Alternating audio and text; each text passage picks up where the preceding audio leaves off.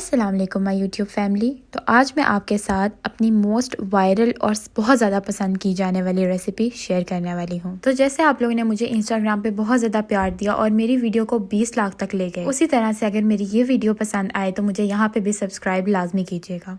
तो चलें अब वीडियो की तरफ चलते हैं।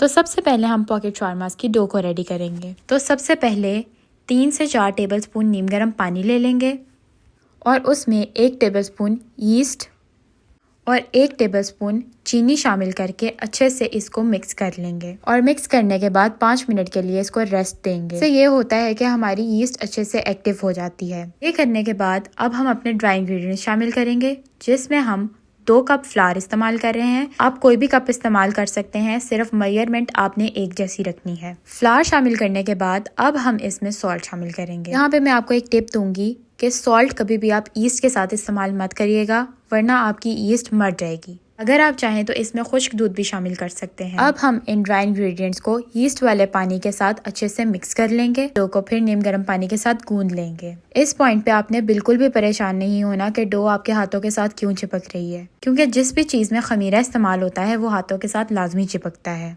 जब डो आपको लगे कि अच्छे से गूंद चुकी है तो उसके अंदर 1 टेबलस्पून ऑयल शामिल करेंगे और उस ऑयल को अच्छे से इस डो के अंदर मिक्स कर लेंगे। आप चाहें तो इसमें बटर भी यूज़ कर सकते हैं।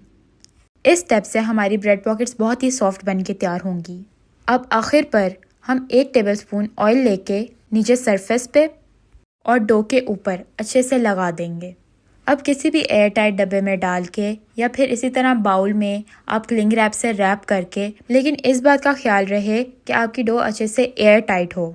डो को राइस करवाने के लिए आपने कोई जल्दी नहीं करनी कि आप डो को माइक्रोवेव में रख के तो 1-2 मिनट के लिए चला दें, इससे आपकी डो ख़राब हो जाएगी। तो आपने इसको रेस्ट देना है और आपने इंतज़ार करना है। डो आधे घंटे से लेके 4 घंटे भी ले सकती है। मेरी डो ने राइस होने के लिए तकरीबन 3.5 से 4 घंटे लिए थे, क्योंकि हमारी जगह के टेम्परेचर पे इसका फूलना बहुत डिपेंड करता है। क्योंकि आजकल सर्दियों का मौसम है तो इसलिए डो ने भी राइस होने में टाइम लिया। जब हमारी डो राइस हो जाएगी तो इस तरह से उसकी हवा अच्छे से निकाल के उसको साइड पे कर देंगे और एक कटिंग बोर्ड लेके इस पे मैदा डस्ट करेंगे और अपनी डो को कटिंग बोर्ड पर रख देंगे। अब एक पेड़े की शक्ल देके उसको बीच में से सुराख करके एक टायर की शेप में ले आएंगे। इससे क्या होगा कि हमारे जितने भी पेड़े बनेंगे वो सब इक्वल साइज में बनेंगे। अब इन डो के पीसेस को इक्वल साइज में कट कर लेंगे। अब इन सब डो के पीसेस को पेड़ों की शक्ल में ले आएंगे और इसी तरह से सब पेड़े तैयार कर लेंगे। इस तरीके से हमारे 2 कप फ्लावर से 7 पेड़े बनके तैयार होंगे। अब इन सब पेड़ों को रोलिंग पिन की मदद से आधे इंच की मोटाई में बेल लेंगे। आधे इंच से मोटा नहीं होना चाहिए, वरना आपकी पॉकेट्स नहीं फूलेंगी और ब्रेड की शक्ल में आ जाएंगी। इस तरह से हम बारी बारी सब पॉकेट्स को अच्छे से बेल लेंगे और जब सारी पॉकेट्स तैयार हो जाएंगी तो इनको 5 मिनट का स्टे देंगे। 5 मिनट का स्टे देना बहुत ज़रूरी है। अब दूसरी तरफ हम चूल्हे पे तवे को हल्की आंच पे गरम कर लेंगे और बारी बारी सब पॉकेट्स को तवे पे डालते जाएंगे। अब यहाँ एक चीज़ का ख्याल रखेंगे कि पॉकेट्स को डालते वक्त या उल्टाते वक्त हम किसी तरह का प्रेशर पॉकेट्स पे नहीं देंगे, वरना इनकी शेप ख़राब हो जाएगी। जब आप देखें कि पॉकेट्स के ऊपर हल्के हल्के से बबल्स बनना स्टार्ट हो गए हैं तो इस पॉइंट पे हम अपनी ब्रेड पॉकेट्स को पलटा देंगे। जैसे ही आप ब्रेड को दूसरी तरफ पलटेंगे तो आपकी ब्रेड्स फूलना शुरू हो जाएंगी। इससे हमें ये पता चल जाएगा कि हमारी ब्रेड्स जो हैं वो पॉकेट की शेप में आ चुकी हैं। इस बात का ख्याल रहे कि आपने फ्लेम को हाई नहीं करना, बल्कि लो फ्लेम पे आराम से पकाना है। अब सब ब्रेड्स को गोल्डन ब्राउन कलर होने तक अच्छे से पकाएंगे और जब सब ब्रेड्स पककर तैयार हो जाएंगी तो इन ब्रेड पॉकेट्स को तवे से हटा के कटिंग बोर्ड पर शिफ्ट कर लेंगे। तो किसी भी कटर या नाइफ की मदद से हम इनको बीच में से कट कर लेंगे और इनको पॉकेट्स की शेप में ले आएंगे। इसी तरह से ही हम सब पॉकेट्स को तैयार कर लेंगे।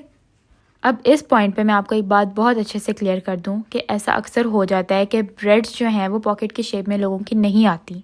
तो इसमें कोई मसले वाली बात नहीं है। हम किसी भी कटर या नाइफ की मदद से इसको ब्रेड की शेप आराम से दे सकते हैं।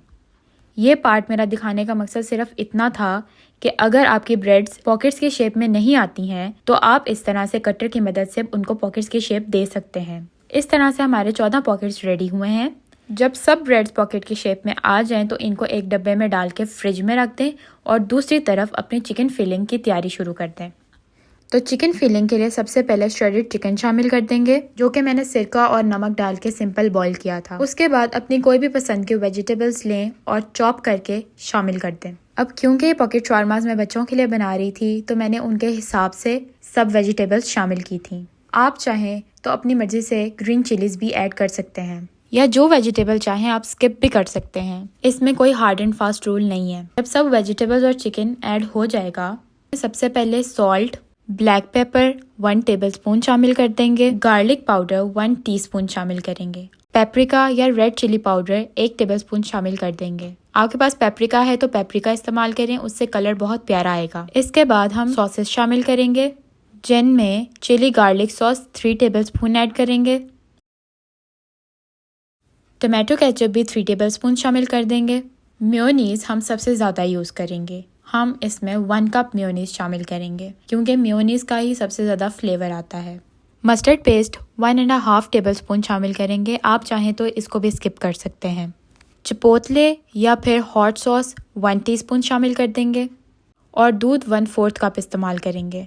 दूध शामिल करने का मकसद ये होता है ताकि हमारी हर चीज़ अच्छे से कंबाइन हो जाए। अब हम इन सब चीज़ों को एक जान कर लेंगे, अच्छे से मिक्स करेंगे और अपनी पॉकेट्स को अब असेंबल करना शुरू कर देंगे। अब पॉकेट्स रेडी करने के लिए हम नॉर्मल अमाउंट में चिकन फिलिंग ऐड करेंगे, ज़्यादा नहीं भरेंगे क्योंकि ज़्यादा भरने से लुक भी ख़राब होती है और दूसरा पॉकेट्स के फटने के भी चांसेस बढ़ जाते हैं क्योंकि इसमें क्यूकम्बर है और वो पानी छोड़ता है तो पॉकेट्स नरम भी हो सकती हैं।